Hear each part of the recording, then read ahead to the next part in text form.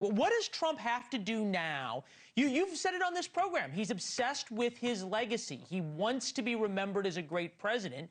You've studied the presidents. What does he have to do now to get that reputation solidified?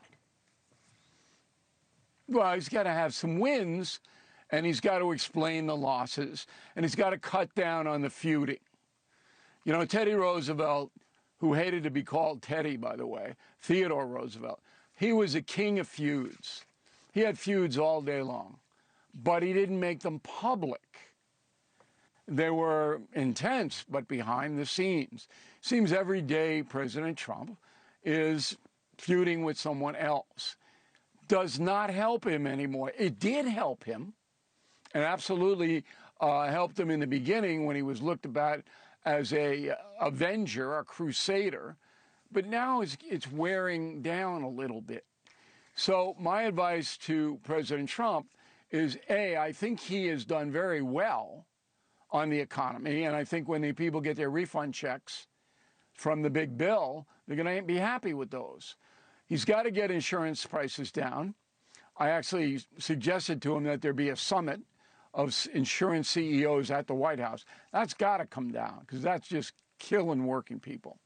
And then, as I said, he doesn't have to do all the messaging.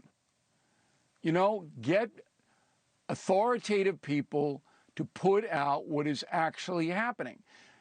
Donald Trump is allowing the media it's a great point, though.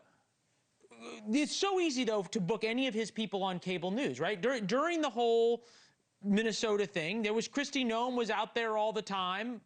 Bovino was everywhere explaining themselves. May not be the message you wanted them to spread, but it was the message that they wanted to spread. When it comes to the economy, I think Bessent's extraordinarily good. You got Howard Lutnick trying to do stuff on the economy.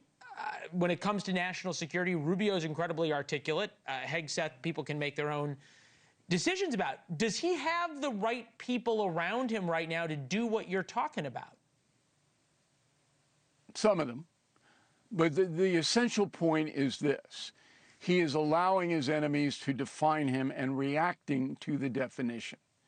That has to change if President Trump wants to be considered a great president. And all you have to do is go back to Ronald Reagan. You never saw Reagan lash out, ever. Yeah. But he, behind the scenes, was ferocious. Brutal. But he trot out Baker. He trot out another one. And they'd have a whole thing prepared to rebut the attacks. But Reagan didn't do it. He could have done it.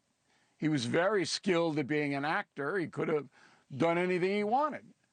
But Reagan basically had a disciplined approach to reacting to criticism. Okay, well, let me give you something that is what the Trump administration needs. Thank you for watching. Subscribe below and download our NewsNation app right now on your phone, and you will get fact-based, unbiased news for all Americans.